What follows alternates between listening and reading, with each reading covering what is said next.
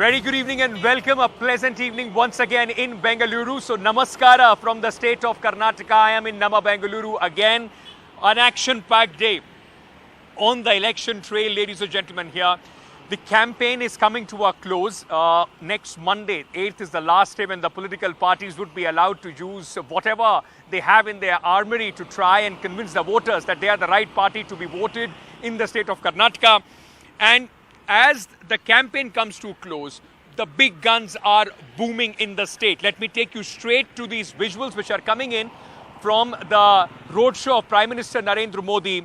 It seems after the Bharatiya Janata Party being in all sorts of trouble as far as netas leaving them is concerned, in the last few days the BJP has tried to steady the ship, and the Prime Minister is taking the lead or has taken the wheel as far as the BJP is concerned. His face being projected and the PM on a campaign blitzkrieg of sorts in the state of Karnataka. I beg your pardon. One after another, there are rallies and road shows that the Prime Minister is doing, leaving no stone unturned to make sure that the BJP could find itself over the finishing line. These visuals are from Kalburgi. Interestingly, the strong point, the fort of the Congress President Mallikarjun Kharge, where at this moment the Prime Minister's roadshow is going on.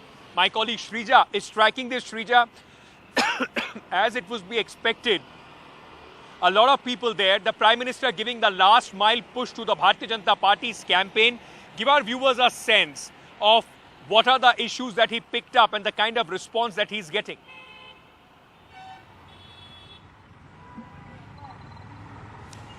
Well, it's always been the same in terms of, Prime Minister Narendra Modi, in fact, attacking the Congress, be it dynasty politics, or even right now the new narrative that's coming up is 85% corruption against the Congress.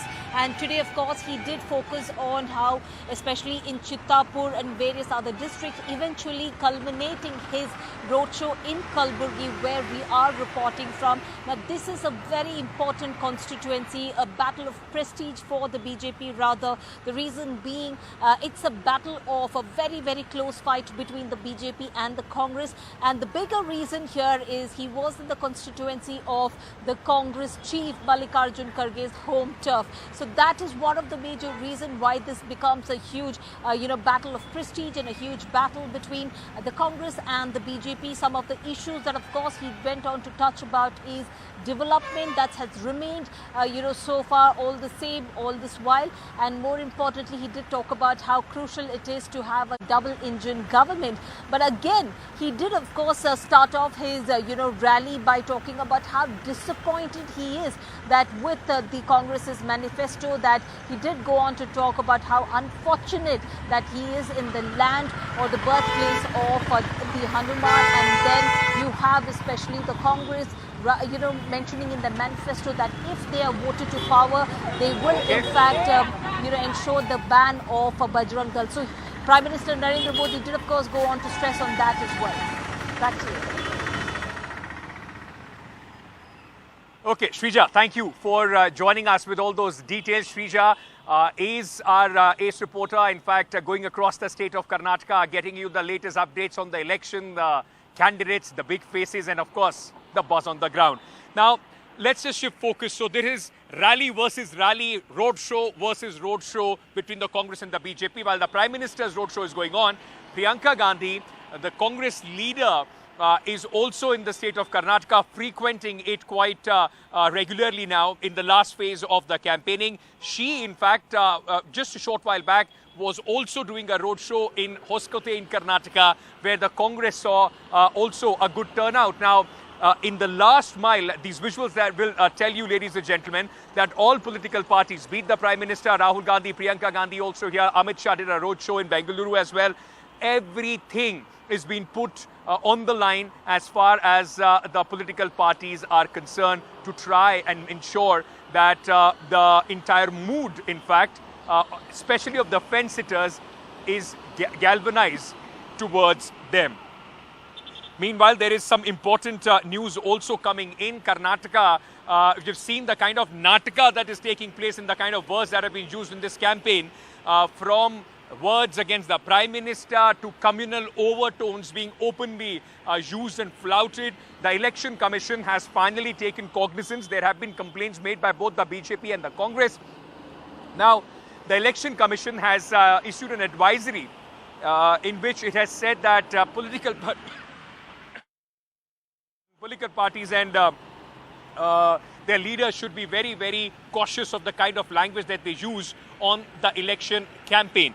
My colleague Arvind Gunasekar is joining us at this moment. Arvind, no action yet on the complaints, but at least an advisory does have come through from the Election Commission. Yeah, and after both BJP and Congress filed complaint with the Election Commission against opposite star campaigners, saying that they are making personal attacks, including a complaint was filed by BJP against Congress President Mallikarjun Kharge, and also Congress had also filed complaints against senior on this very issue, and that's where the Election Commission has issued an advisory wherein the Election Commission has asked all candidates and political parties to exercise caution and restraint in utterances to maintain high standards of discourse. And they've also said that raise issue-based debates provide pan-India perspective and also depth to local discourse instead of going below the discourse level, and that seems to be the advisory that has been issued by the Election Commission to all the political parties in Karnataka election.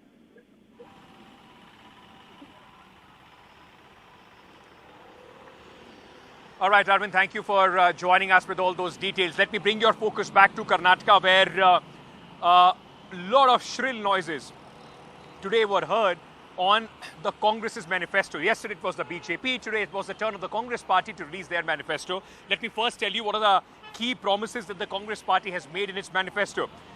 It's said that it will constitute Gig Workers Welfare Board. The Congress party also said 3,000 crore rupees for Gig Workers Welfare Board. They will consider extension of the old pension scheme.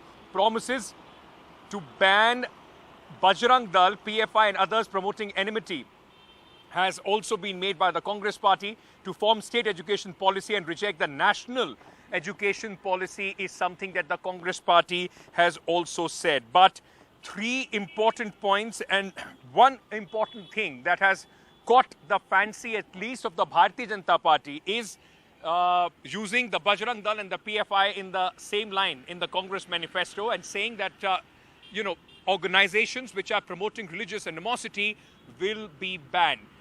The resonance was such that even the Prime Minister in his rallies today started speaking about this issue, equating Bajrang Dal's mention to Congress trying to lock Bajrang Bali, that's Lord Hanuman, behind a lock and key.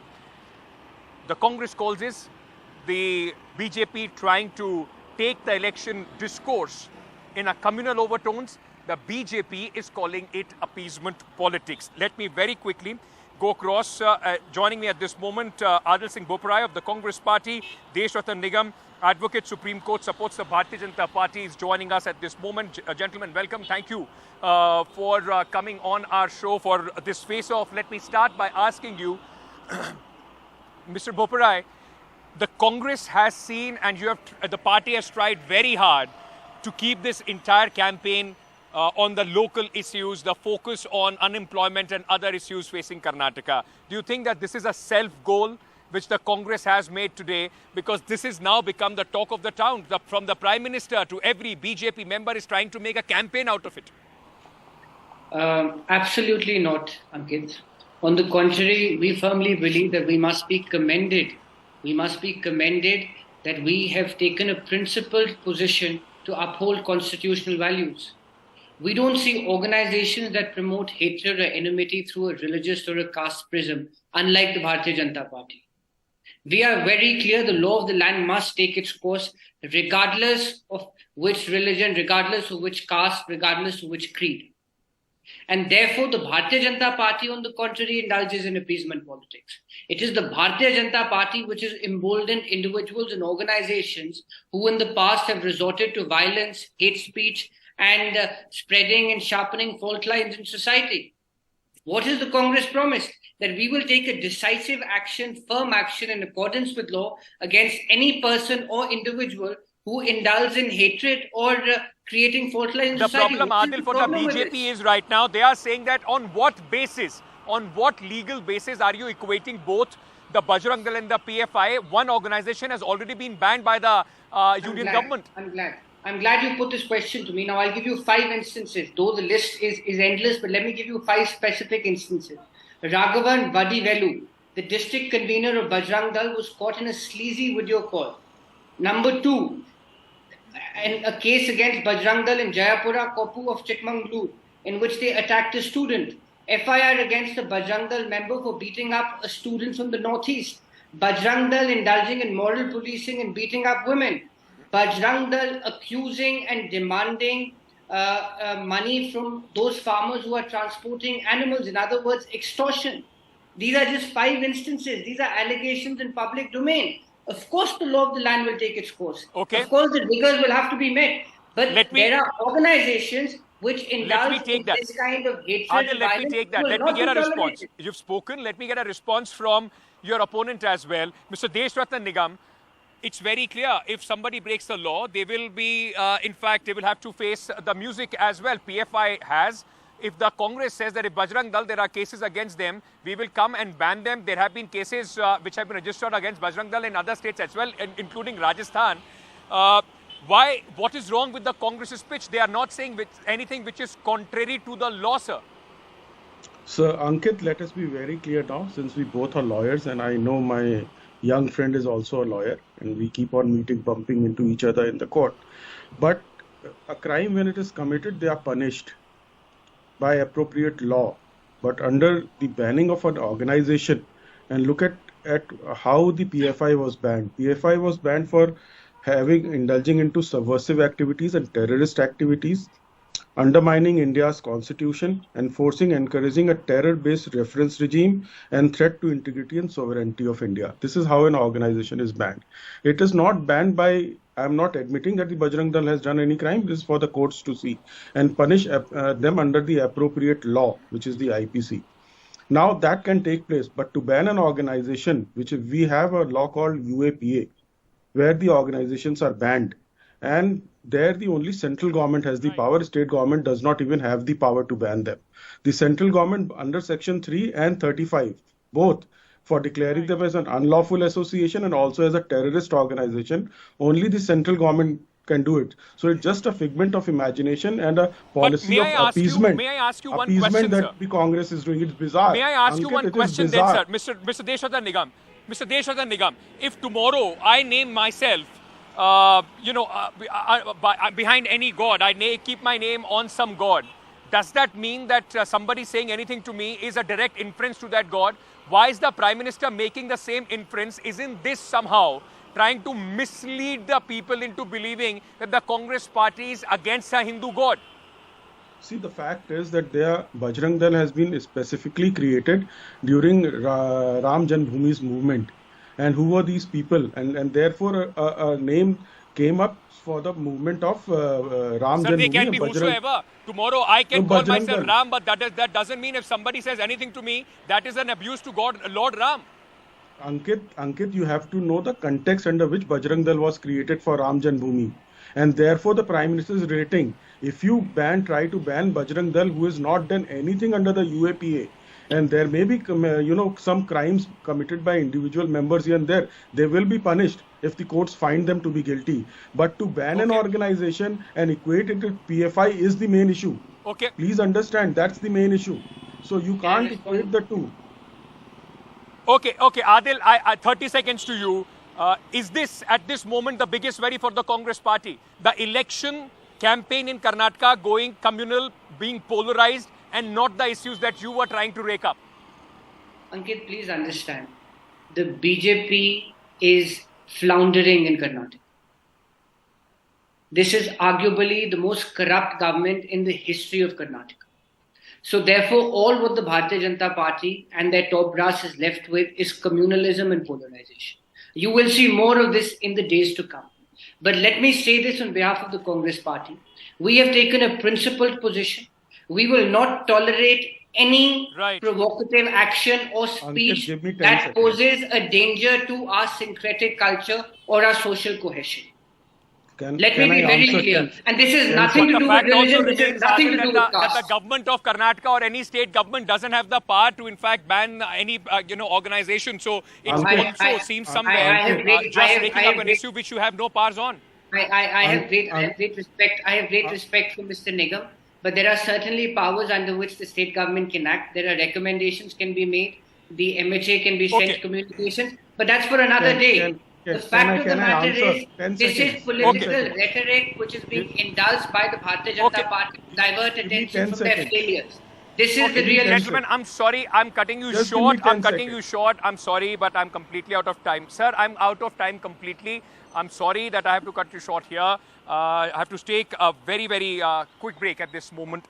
We will also play out, what's happening in Karnataka on the campaign trail as well. Just stay tuned to NDTV.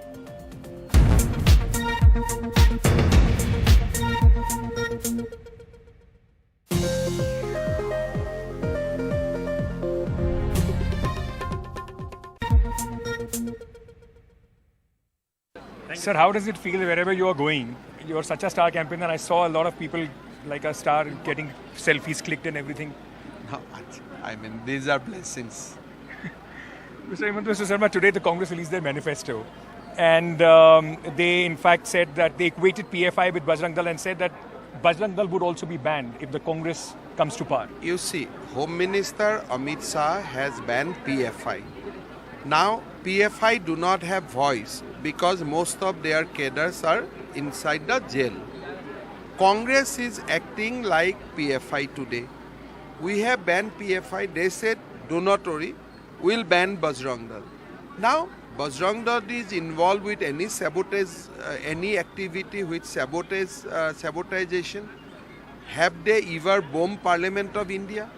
Have they been arrested with any arms and ammunition ever? Have Bajrang Dal people are involved in any violent activity in any part of the nation? What is your data? What is your authentic data before you even talk about banning an organization?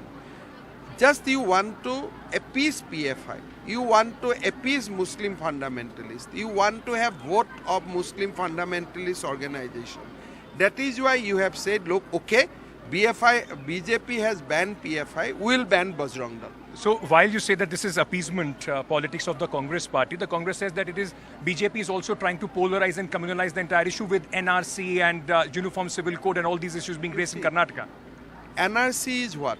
NRC is making a list of citizens so that country's resources can be channelized towards the citizen. And citizen means Hindu-Muslim both. How it is communal. Then you are talking about Uniform Civil Code. If country tomorrow have a Uniform Civil Code, the greatest beneficiary of will be the Muslim women. They will get rights to their parental property.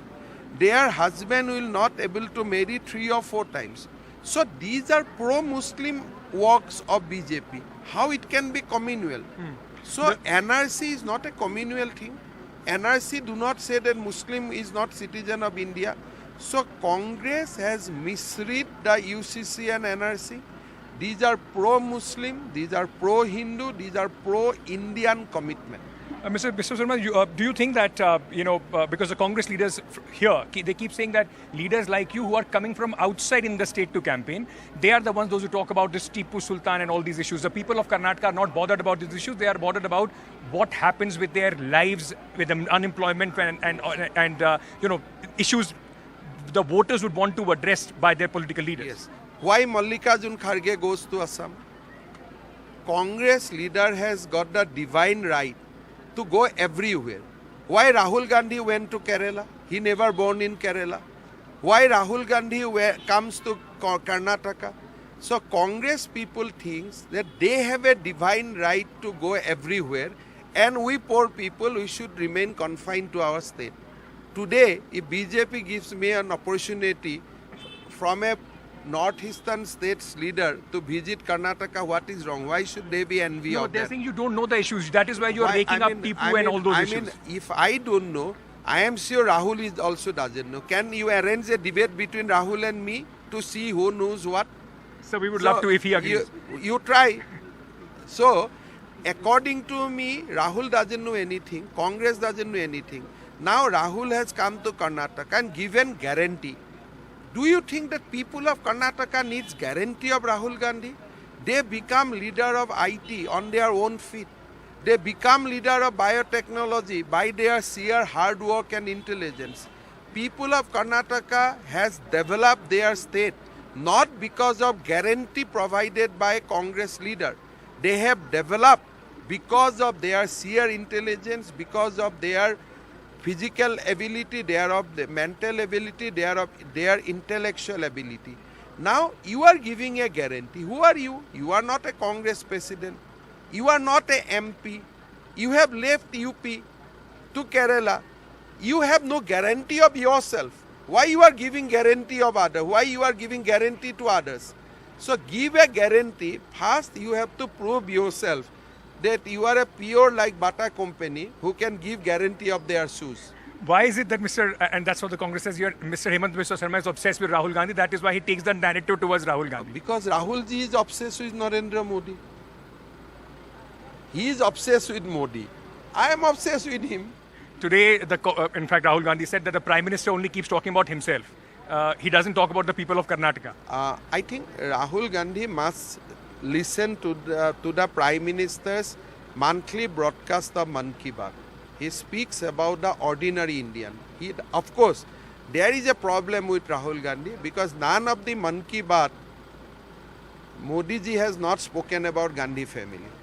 So he thinks that country should speak only about Gandhi and Gandhis, nothing else. But Modi is talking about every Indian, except himself. In the end, what is your assessment of, you've been on the campaign trail, you've been talking to leaders. 3 days back, my assessment was different. After BJP Karnataka released the manifesto, my assessment became different. And after today Congress manifesto, like giving back Muslim reservation, like we'll repeal anti-conversion bill, like we'll allow Go Hatta, like we'll ban Bajrang Dal, I think now sky is the limit. Only our Karyakarta should put goal in the goalpost. Because so you think the campaign there will be no goalkeeper now. So you think now the campaign from local has gone national? Yeah. They become a mouthpiece of a Muslim fundamentalist, not the common Muslim people. Congress party has sold their party to PFI by doing all this kind of manifesto. But sir, if there is any relation between Congress and the PFI, in national interest, shouldn't there be some action taken against them? You are in the government both places. If I would have been in a position to take a decision, then probably I would have immediately said that ban this Congress manifesto. Because this is purely communal. But I am not election commission. Sir, but this is very important, statement that you're making. I'm making this a statement as a Chief Minister of Assam, knowing responsibility fully that if our constitution speaks about reservation to the community, Baba Sahib Ambedkar has framed the constitution in that way. If you are promising Muslim reservation, why you are not promising Hindu reservation? Baba Sahib Ambedkar also spoke against communalism. BJP is always accused of communalism. No. I mean, that is a acquisition. Yeah. I am also accused Congress of communalism. That's a different thing. But what is reality? Reality is that Baba Sahib says that reservation will not be on religion basis. It will be on for a deprived community who lives in margin. Now, you are assuring reservation for Muslim. Hindu doesn't have poor, Jain doesn't have poor, Sikh doesn't have poor.